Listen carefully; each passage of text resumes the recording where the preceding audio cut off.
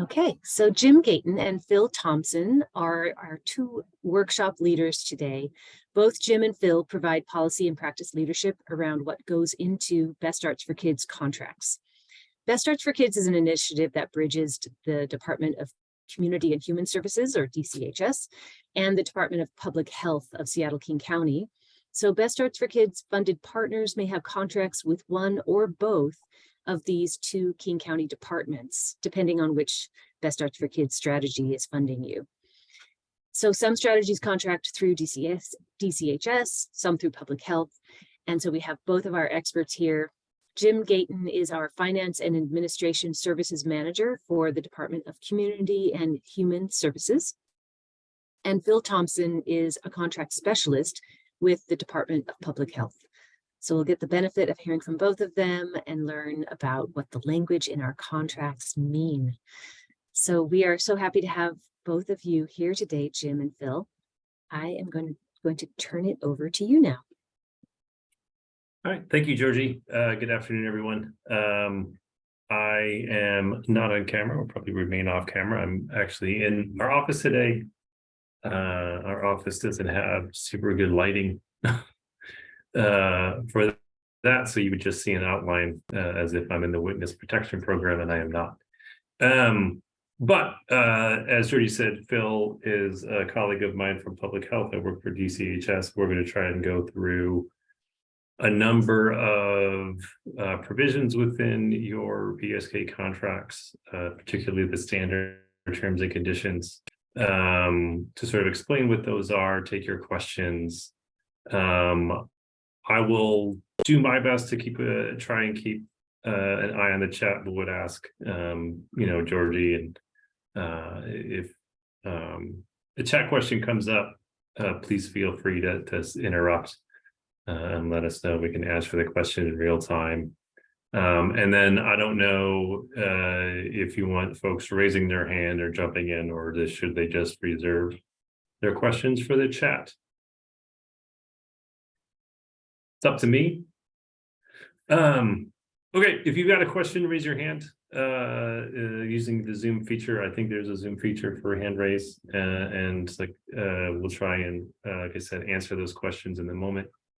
In the meantime, here is our agenda for today.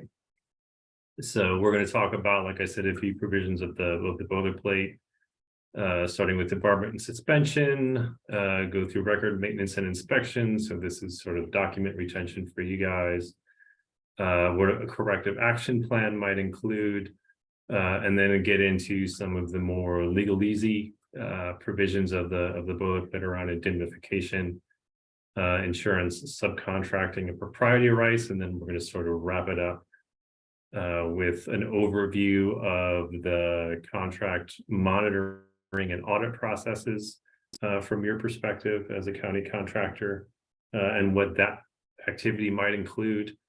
So full disclosure, Phil and I are not really involved in that contract monitoring part, but any question we cannot answer today, we're happy to take back to our compliance staff and our various agencies and have that question answered for you. And then lastly, Georgie's going to talk a little bit about the capacity building available to BSK contractors at the very end. Do we have any questions, I guess, before we get started?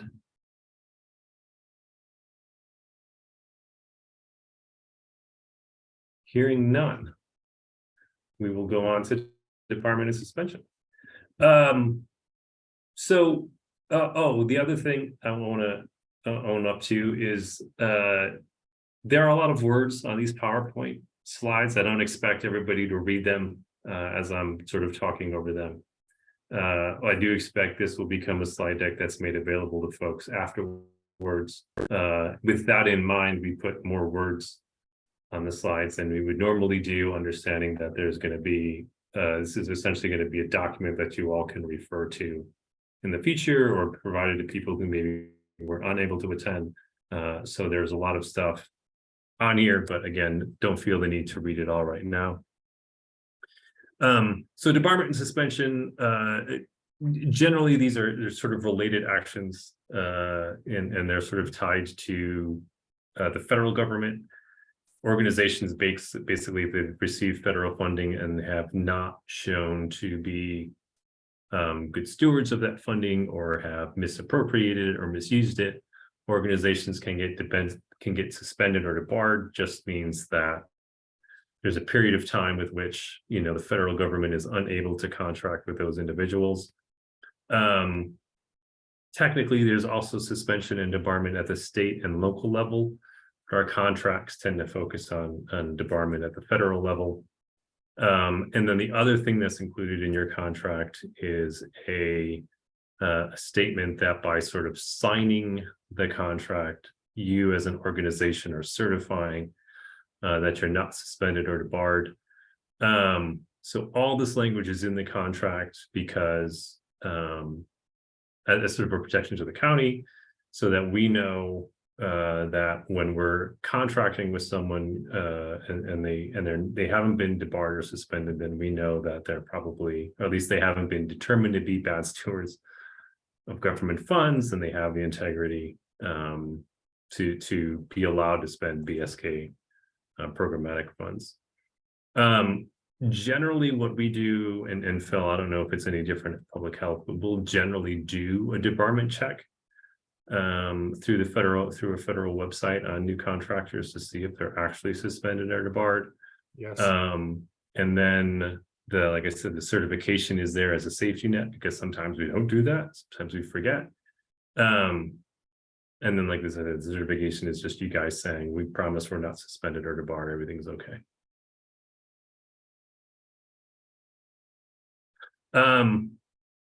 And then sort of what are your obligation as a contractor on this? There's not a whole lot you have to do, just don't be suspended or debarred.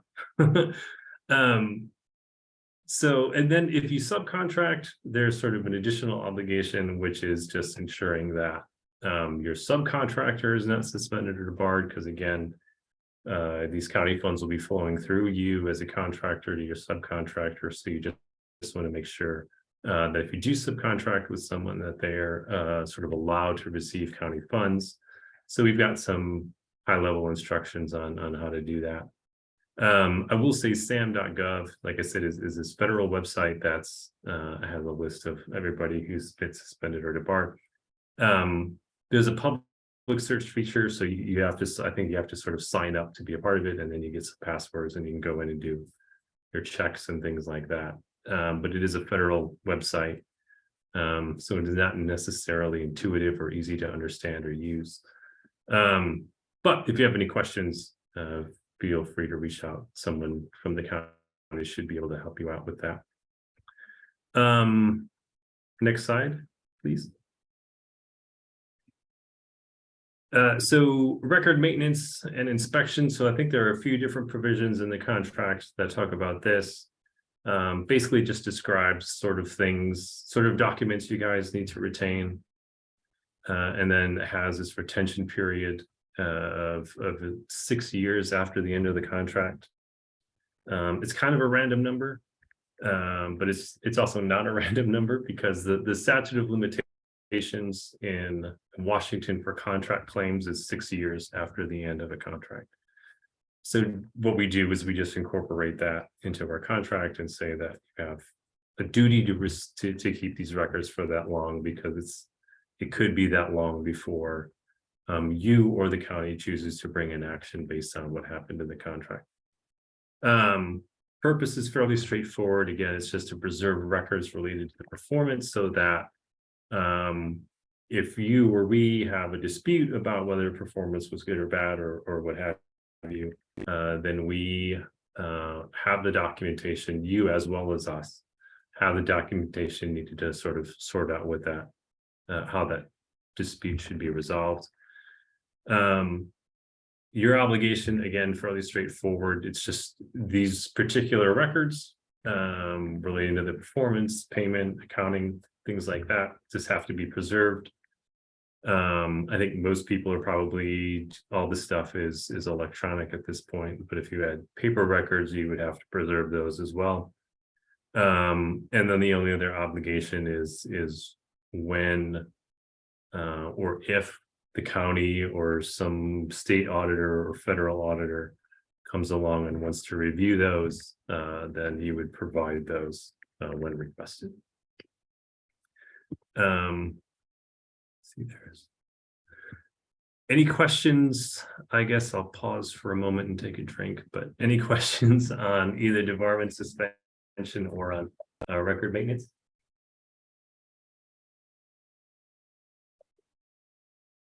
Nothing in the chat. Okay. Next slide, please.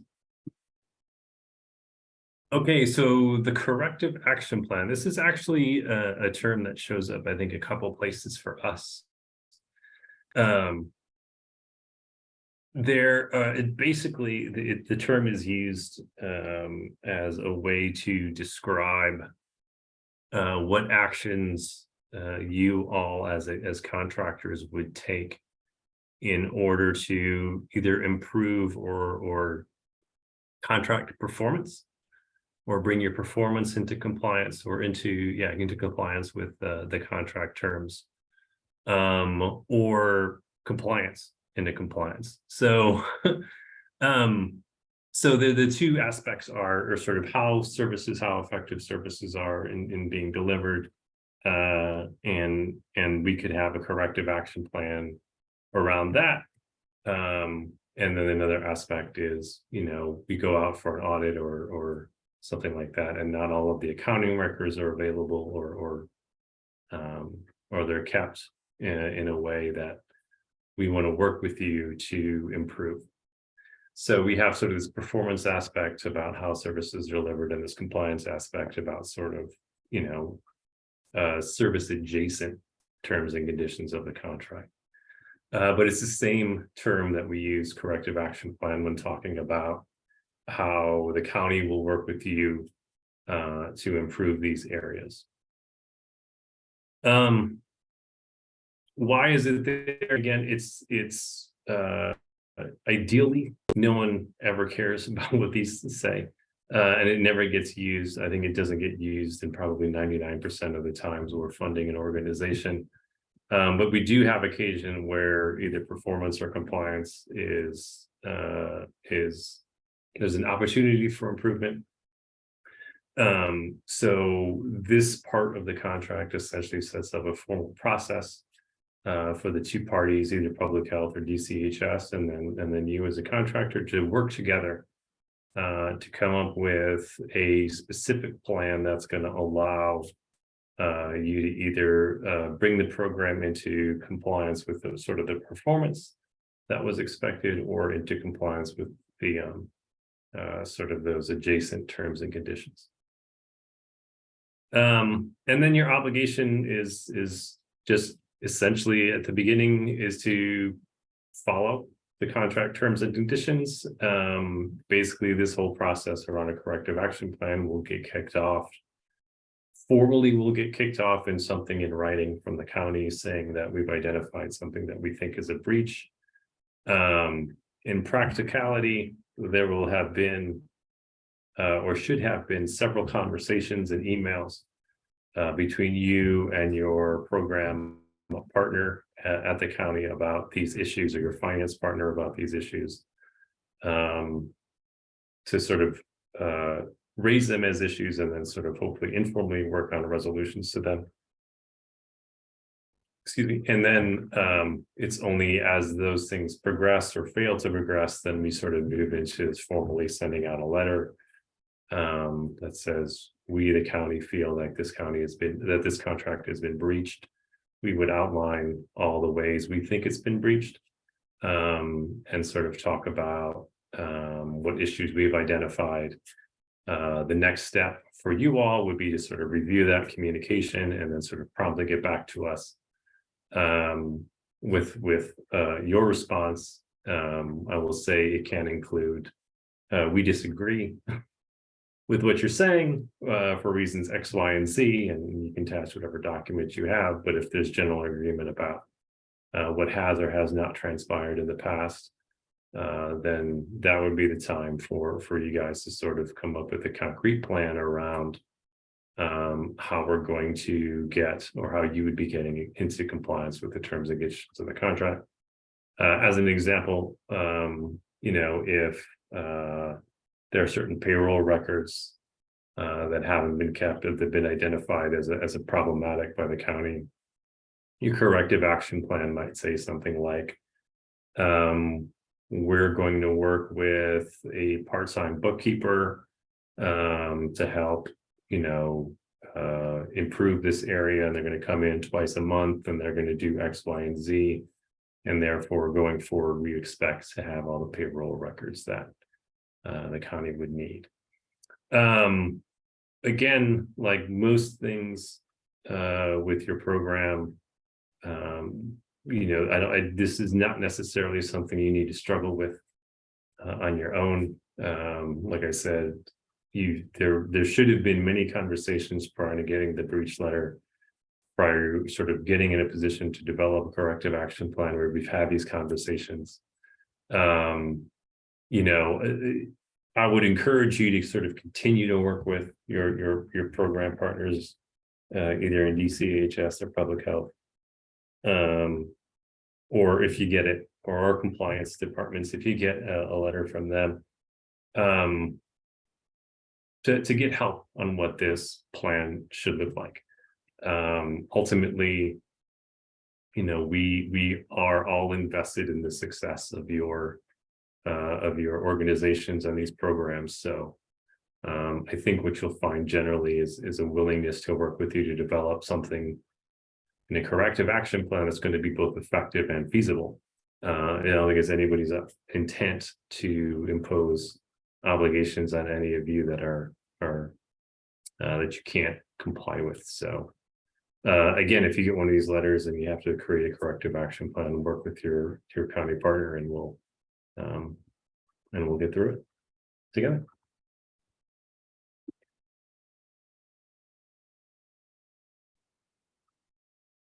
I think this is passing it on to Phil.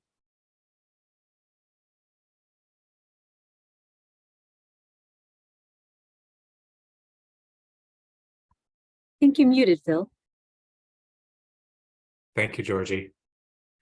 I'm Phil Thompson, the contract specialist for public health, who handles most of the BSK contracts. And I think this is my first slide of it. So this is indemnification, which is a language block in your contracts. It does a couple things. First, it protects the parties from each other as far as negligence goes. So if there is some act of negligence by the contractor, the county can't be held responsible for that. And vice versa, if the county or employees of the county commit some act of negligence that causes harm, the contractor or the grantee can't be held responsible for that action. It's the point behind it is just to keep the risk contained for each party. So the county isn't in a position to have complete control over the contractor, and you obviously can't have complete control over the county. So having it separated as far as when there is an act of gross negligence, it becomes just one-sided, so we don't get pulled in together. The other thing it does is it establishes that the contractor isn't a county employee, which means that the contractor's obligations aren't the county's, and again, vice versa. So if the contractor doesn't pay their rent, or hypothetically doesn't pay their utilities, or doesn't make their payroll, those people, the landlord, the utility, the agency's employees, can't come to the county and demand to be paid because you are still a separate entity and not employees. The contractor's obligation mostly is to remember that you're not county employees, and that even after the contract is over, so again, hypothetically, 5 years from now, after your contract is expired, someone comes forward and makes the claim that they were harmed by some gross negligence by one party or the other, there's still that separation. you're still not responsible for the county's actions, and the county isn't responsible for yours. Go on to the next slide.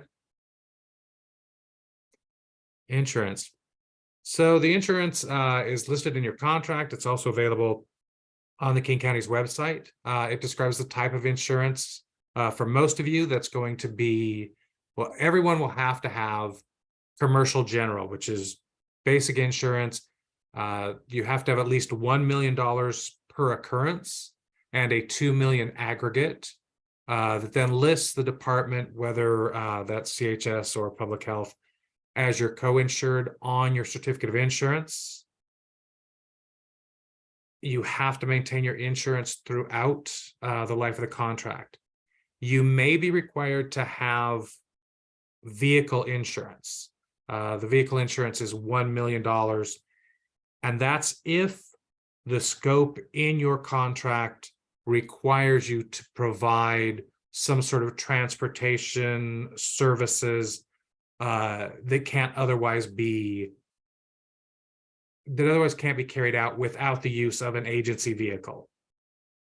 If the contract that you have doesn't require that, or there isn't a necessary need for your staff to be using agency vehicles, then we can waive that. But that's kind of a situational thing. In the off chance that any of you are actually located outside of Washington State, you would also have to have stopgap and workers' comp insurance. If you're in the state of Washington, you don't need to worry about that. The Department of Labor and Industry handles it for you. But again, if you are outside of the state of Washington or incorporated outside the state of Washington, you would need to have that as a separate insurance policy. Primarily, this is just to clarify what you need to have. And as the contractor, you will need to get your certificate of insurance, have the agency or have the department listed on it, and get a copy of the COI to the department so that we can save it into the contract folder.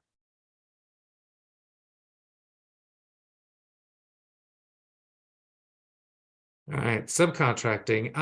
Subcontracting obviously is when you take some piece of your contract and then contract it down to a third tier or a second tiered agency. There is a section of language in your contracts that explains the process. I think Jim obviously alluded to checking the debarment status of any subcontractors.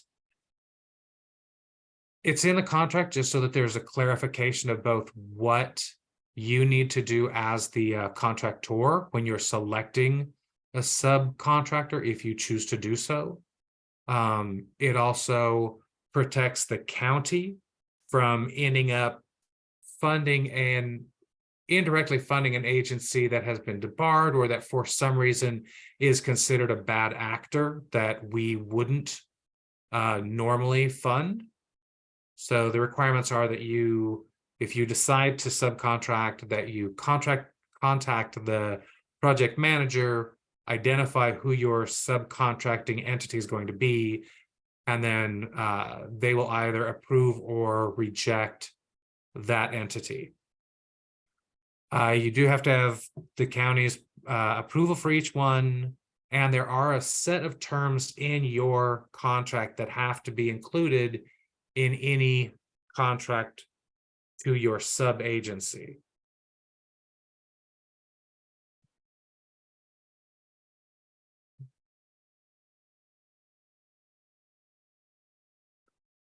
Proprietary rights, again, it establishes the ownership of intellectual tools and properties.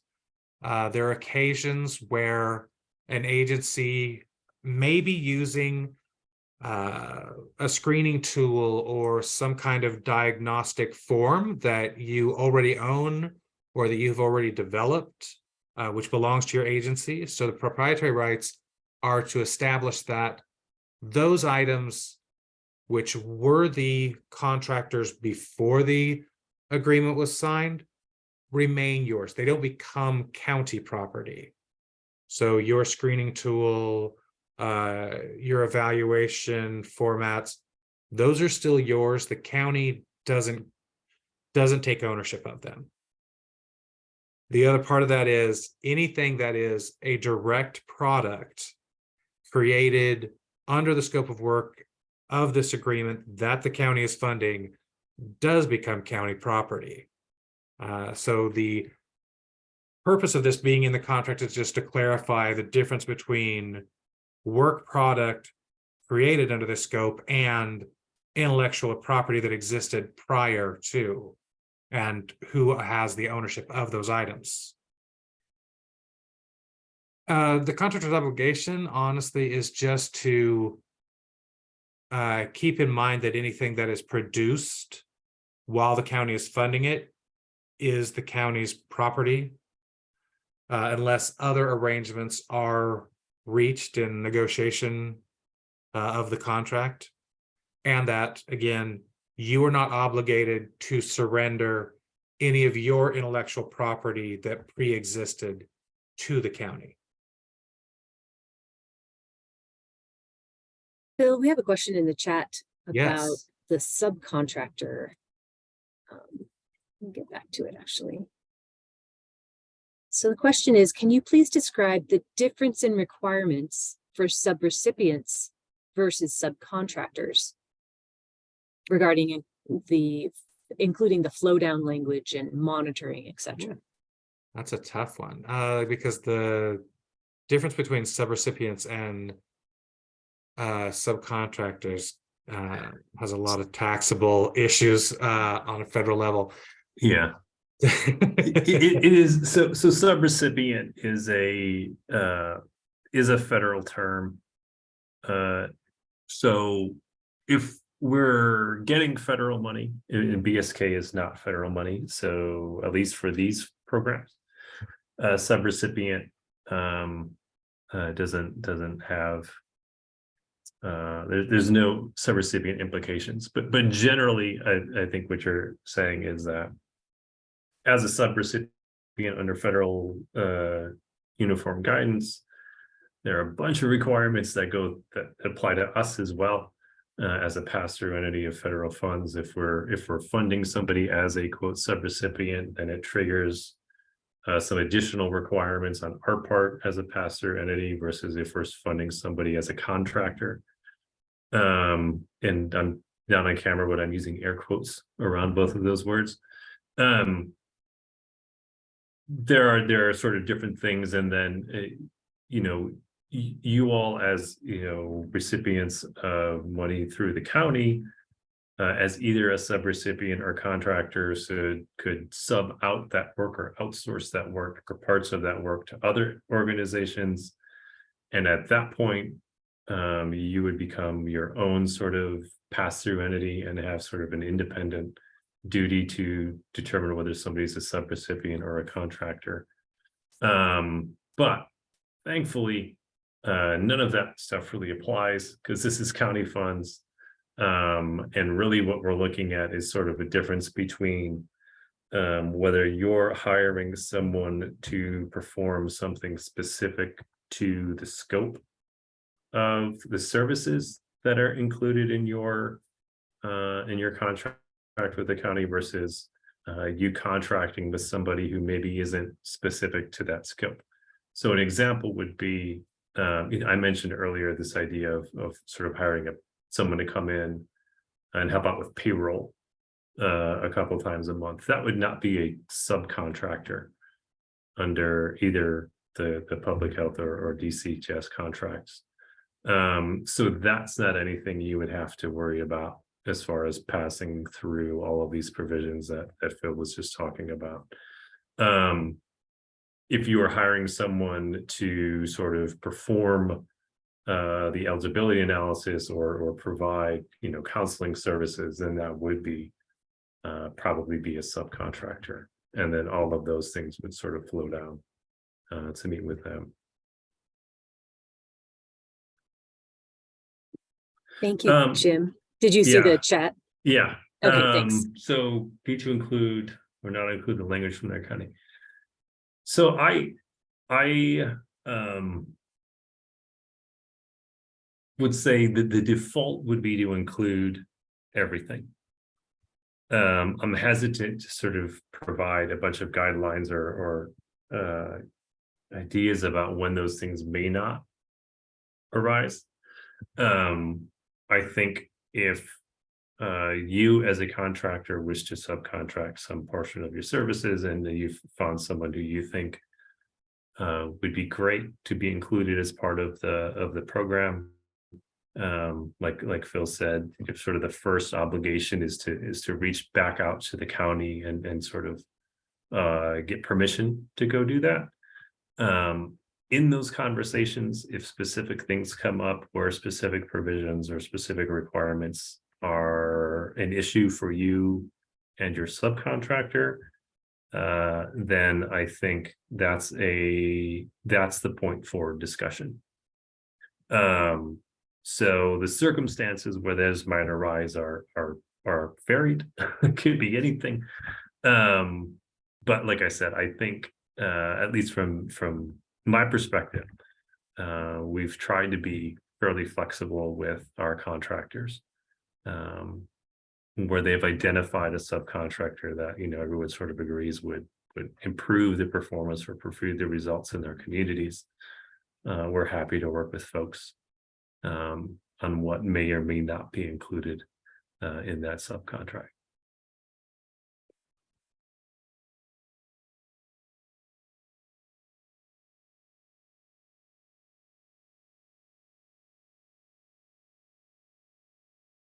But yeah, I would say start with the inclusion of all of it, and then we'll work sort of backwards or forwards, depending on your perspective from there. Unfortunately, you don't actually have to carry all the terms of your contract into the subcontracts.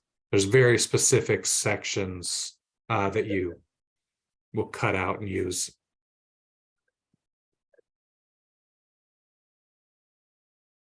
All right. Any other questions? I think we're pretty good on time. Any other questions about the provisions, contract provisions you've heard about? Or any questions about provisions you haven't heard about and wish we talked about? I'll pause a moment while people maybe type, maybe they don't.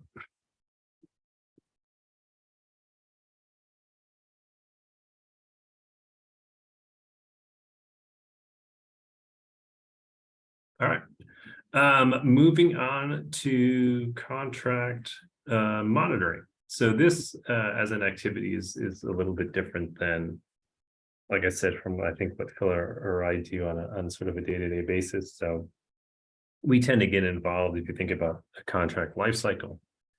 From the county perspective, if we get an idea of programs we want to fund, we do a competition or a solicitation where we announce to the world that we have this money for a certain kind of program. You all respond to that solicitation. We pick awardees, enter into contracts. Those contracts get signed, and unless there's an amendment somewhere along the way, at least for DCHS, that's generally where my involvement ends. But it is where this concept of contract monitoring begins. So again, monitoring is just generally the county making sure that things are going well from sort of a performance and a compliance perspective, right? So contractors are adhering to contractor requirements. We as individuals have in county code an ethical duty to ensure that we are good stewards of government funds. And so part of that is making sure that organizations we fund are also, spending those funds in alignment with the reasons they've been provided the funding.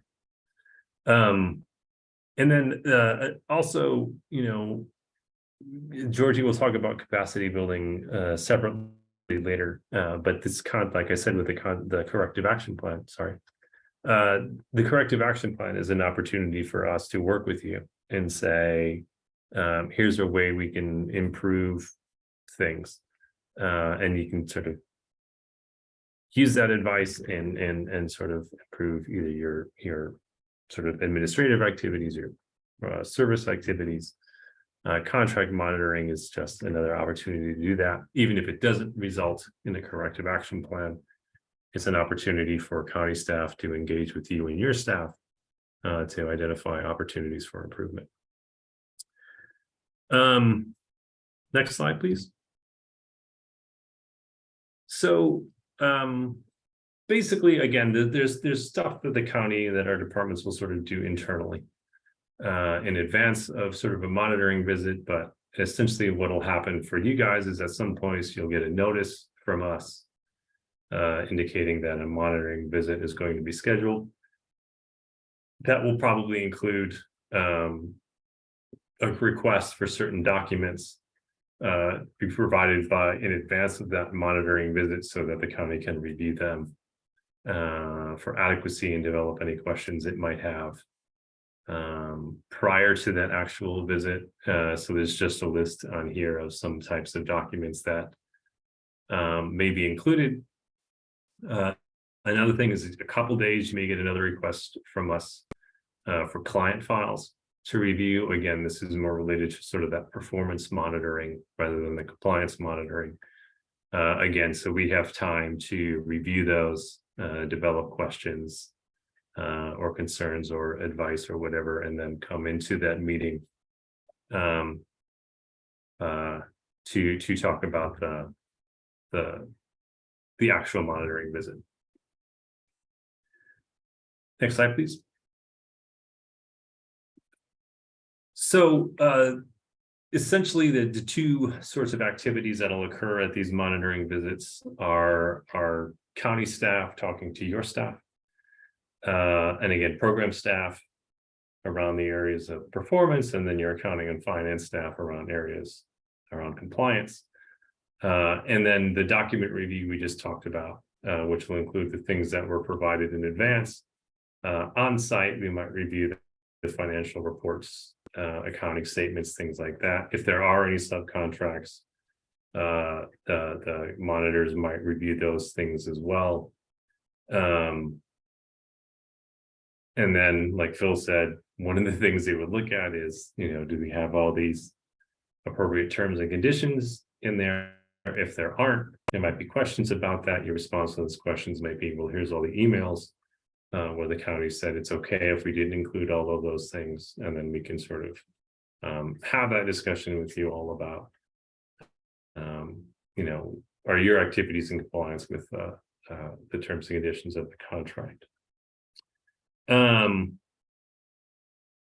then for the client files, this will include sort of reviewing to make sure eligibility documentation is there, making sure that clients have consented to the release of information. They'd be looking over case management notes if there are any. A lot of folks have obligations to sort of refer and connect other people to services. So we'd be reviewing the client file to determine that all of those connections were being made in that regard. And then source documentation is just, I think, generally a reference to things like invoices or receipts.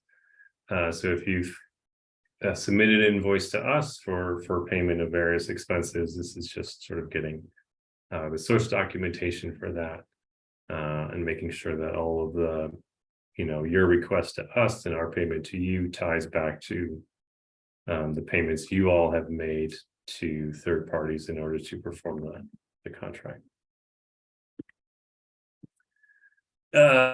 So after the monitoring visit, or at the end of the monitoring visit, there is what we call the exit conference. So this is sort of after all these interviews and document review has taken place. It's just an opportunity for county staff to meet with your staff, excuse me, to answer any questions that you have, provide some sort of informal or more informal feedback about what we've seen in the process, offer any recommendations that we have, and then also to sort of preview any issues that have been identified that will need to be addressed later.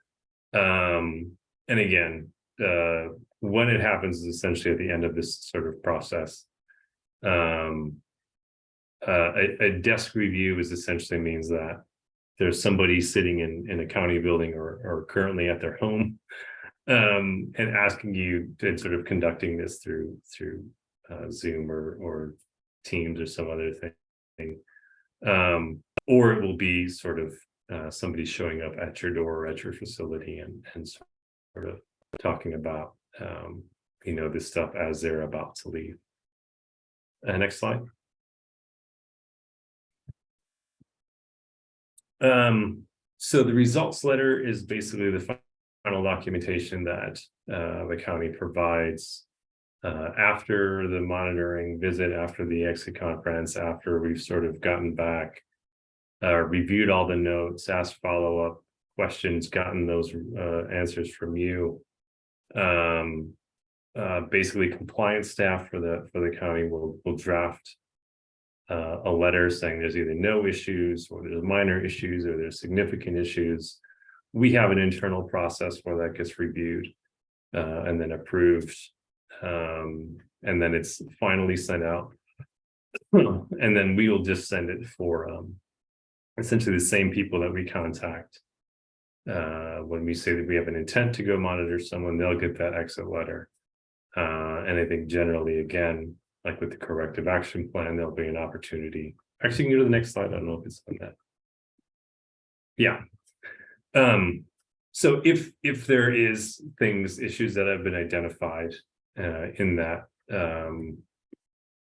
results letter, you all will have an opportunity to respond, either disagreeing and why you disagree with that result or with that finding, or to sort of develop this corrective action plan where you say, okay, we agree that there's an issue here, and that we need to address it. Here's our plan on how we're going to address it. So again, all the things we sort of talked about before with regard to corrective action plans in terms of a contract breach apply here. Again, it's an opportunity for us to work together to both build your capacity and identify areas for improvement. Like I said, ultimately our end goal is to make sure you guys are successful, because your success is tied fairly directly to improvements in our communities, and we want that to be the ultimate result of this partnership. Any questions about monitoring? And I know we have a question in the chat that goes back to something other than monitoring, or the suspension. Oh, I guess it is related. Sorry. So yes, basically what we do is if you do the suspension and debarment check through sam.gov, at the end of the process, there's a button. I haven't done this a ton, but what I remember is that there's a button on there somewhere that you can either sort of print the results screen, or you can download the results screen, and you would just save that as a file. There's no sort of magical thing that sam.gov provides. We can share sort of post meeting today. Well, we can do it for the county, because I think the county's in sam.gov. We'll just do the check on us, and we can sort of share what the record that you would save looks like. And what'll happen many times is frequently especially for smaller organizations, we'll do a sam.gov check, and there'll be no organization under the name that we're looking at. And so we'll just keep essentially a screenshot that says no results found. And then that just goes in the file and it's kept, which again is why we sort of have that certification statement saying that, by signing the agreement, the contractor is representing that they're not actually suspended or debarred. As you can imagine, there are a lot of names with very similar sounding organizations, or the same name, but they're in different states for different parts of the country. So we end up, doing our best search that we can, and then just, like I said, saving whatever it is we find. Directions. Yeah, again, for SAM.gov, like I said, SAM.gov is not a super easy thing to navigate. So what we can do is I'll make sure we connect with Georgie. And when this slide deck goes out at some point, we can include or include some additional notes on how to do a debarment check in SAM.gov. Well, I hope that'll work, because I'm not prepared to actually go demonstrate one right now. So hopefully that's good enough, Kate.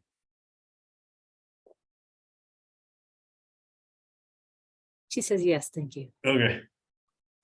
Yeah. Any sort of other questions on contract monitoring that I can answer? Or find someone who can?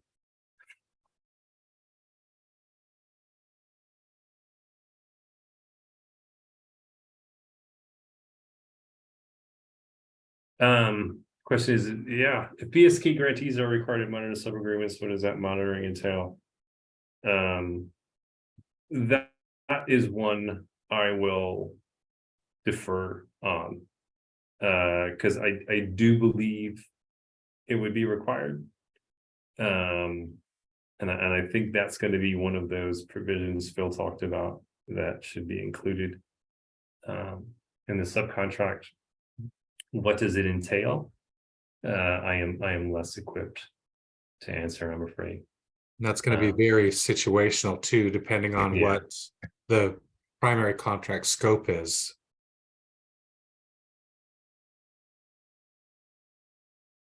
So we can provide some written guidance later on that.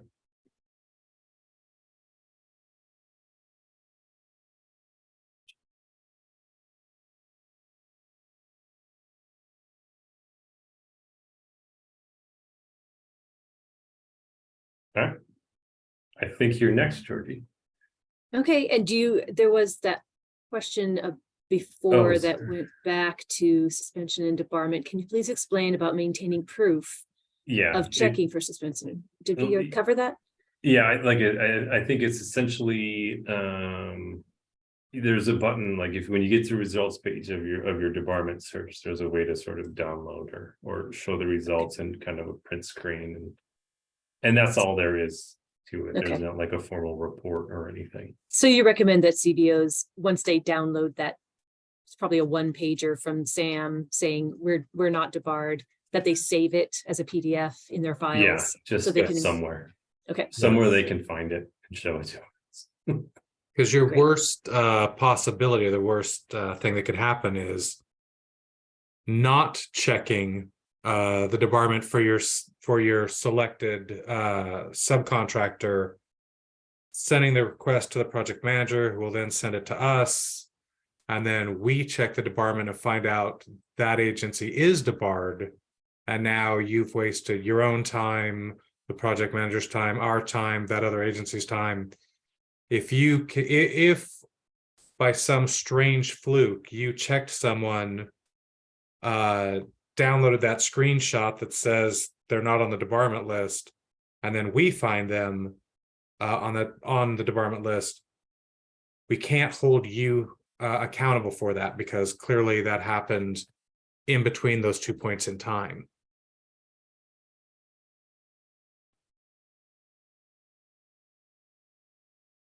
Okay.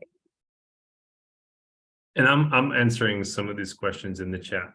Okay, Georgie, great. so if you Great. want to, and then we're running short now, so if you want to go ahead. Okay, you're going to type the answers. Is that right? Because you could just let me go ahead and tell them about Yes. capacity building, and then you can go ahead and answer if you want to.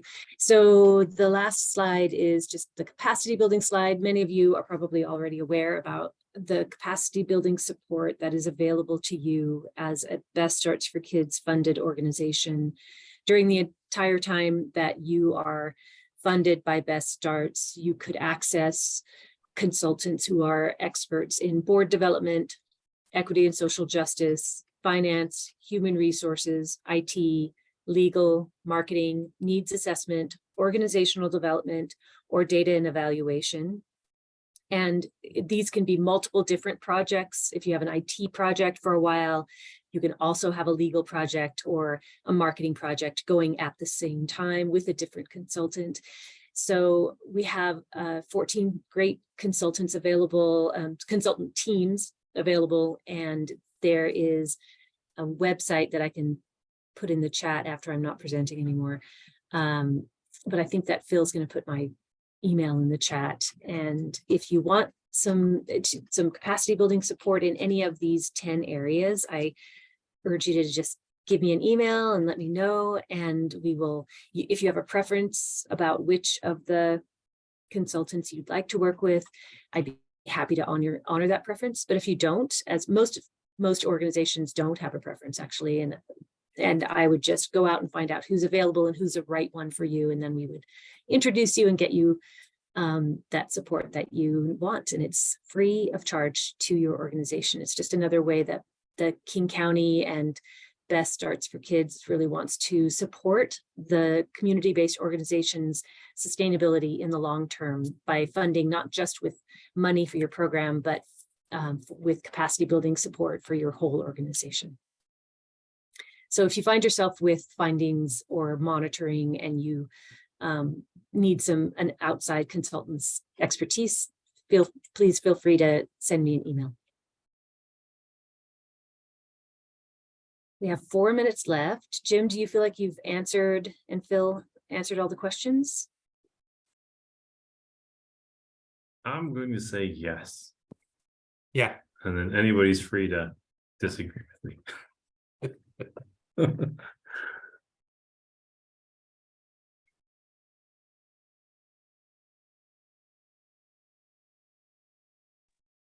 Okay, well, if we can go back through these questions again that are in the chat, and we have a few things that we're going to provide as follow-up resources, including the slide deck, the recording from today, the link to during a debarment check in sam.gov, and we can answer any last questions in that resource-filled email as well.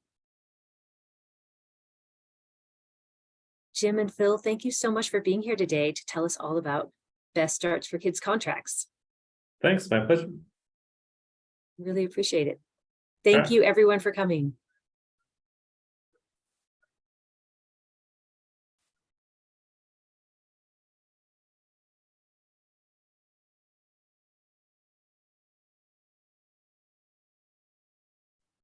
Can I see those